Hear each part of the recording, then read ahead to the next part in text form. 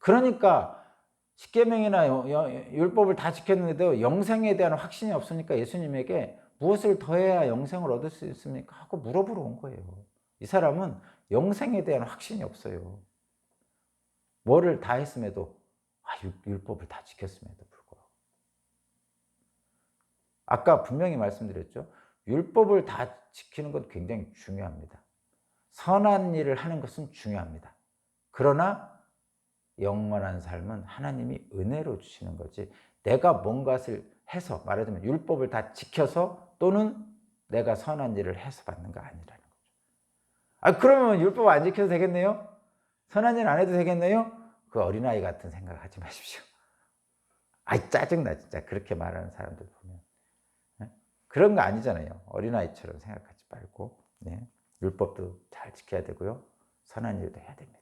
그러나 하나님이 주시는 영생은 그런 삶을 살다 보면 어느 순간에 여러분들이 알게 됩니다.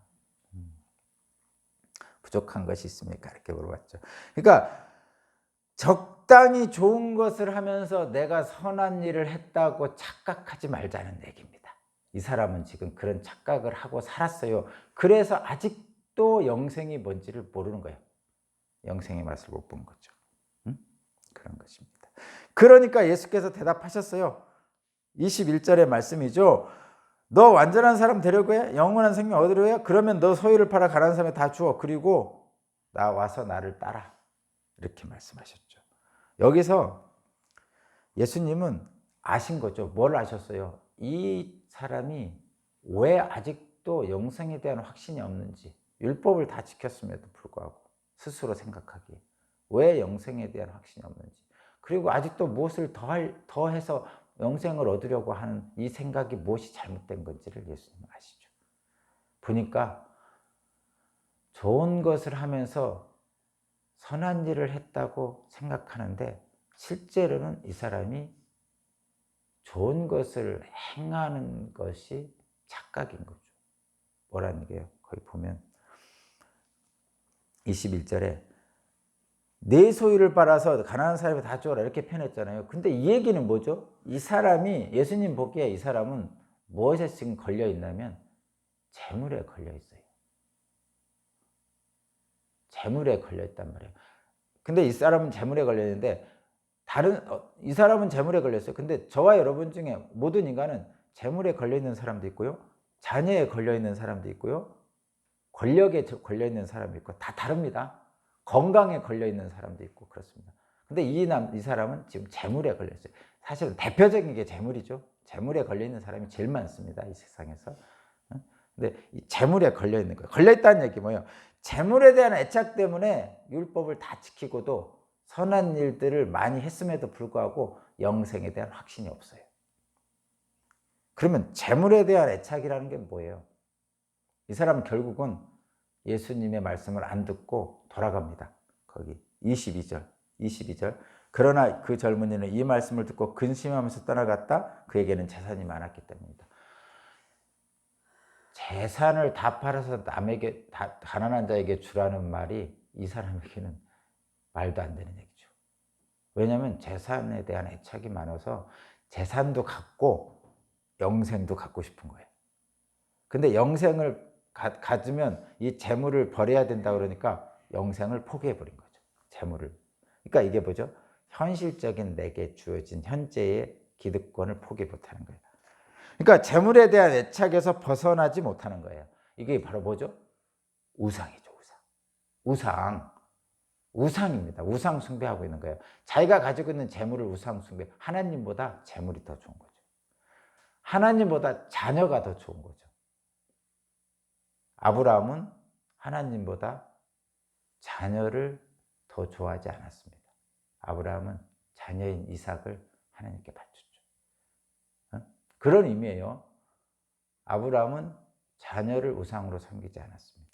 이 사람은 재물을 우상으로 섬기고요. 그래서 이 예수님이 딱 보고 너 재물을 우상으로 섬기고 있구나. 그러니까 재물에게서 우상으로 섬기는 데서 벗어나라, 이 얘기를 한 거죠. 그 벗어나는 방법이 뭐야? 재물을 다 가난한 사람에게 주는 거죠. 그러니까 제가 또 이게 재물을 가난한 사람이 주라니까 또 가슴 철렁철렁한 분들 때 말씀드리는데, 재물을 가난한 사람에게 주라는 것은 어떤 행위를 하라는 거잖아요. 그러면 재물을 우상에서 벗어나라는 뜻이거든요. 그러면 무슨 얘기냐면 하나님보다 재물을 우선시하지 않으면 되는 거죠. 부자도 영생을 얻을 수 있어요. 내일이 이제 그 부자는 낙타가 바늘기로 들어가는 것보다 영생을 얻는 게 더 어렵다는 게 내일 나옵니다. 그 얘기는 내일 할게요. 오늘은 안 하고. 어쨌든 재물에 대한 애착에서 벗어나지 못하는 이 청년에게 재물에서 벗어나서 하나 더 해야 돼요. 우상을 섬기지 않고 하나 더 해야 돼요. 뭐를 해야 되죠? 나를 따라야 됩니다. 나라는 게 예수님입니다. 21절에 마지막, 다 재물에 대한 우상에서 벗어나서 나를 따르라. 왜 그렇죠 이거? 재물을 우상 숭배하지 말고 나를 따르라고 하신 건 뭐예요? 재물을 버렸어도요, 계속 재물에 눈이 가요. 이렇게. 나 여기 재물이 있고 예수님이 있어요. 예수님을 영생이 있어요. 영생을 따르고 있는데 계속 이쪽은 바라보면서 계속 눈길이 이렇게 간다니까. 이렇게 재물에, 자녀에, 권력에, 지위에, 지식에, 우리가 얘기하는 성공에. 분명히 이쪽으로 가고 싶어. 나도 마음은 가고 싶어. 영생을 따라 가고 싶어. 근데 이게 이렇게 가고 싶은데 눈이 계속 이쪽으로 돌아간단 말이에요. 그러니까 이 눈이 돌아가는 것을, 습관적으로 돌아가는 우리들의 육체의 소욕을 예수님을 따르면서 새롭게 하는 거죠.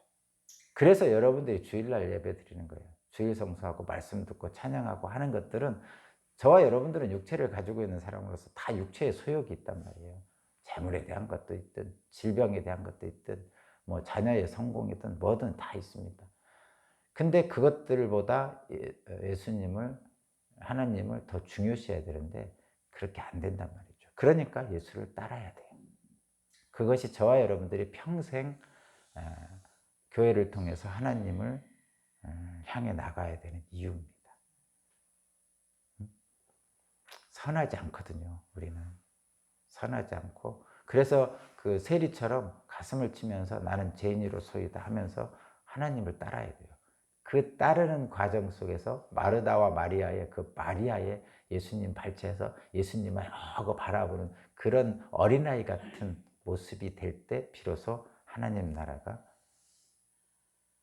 영생을 맛보게 되는 것이죠. 그쪽을 향해 가야 됩니다. 물론 다시 한번 말씀드리지만 여러분들이 해결하고 싶은 여러분 각자의 일들에 대해서 기도합니다.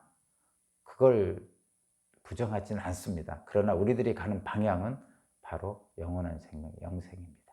그 길을 향해서 오늘도 주님의 손을 붙잡고 가는 복된 인생들이 되시기 바랍니다. 기도드립니다. 하나님 감사합니다. 이 부자 청년을 봅니다. 바로 나 자신인 것 같습니다.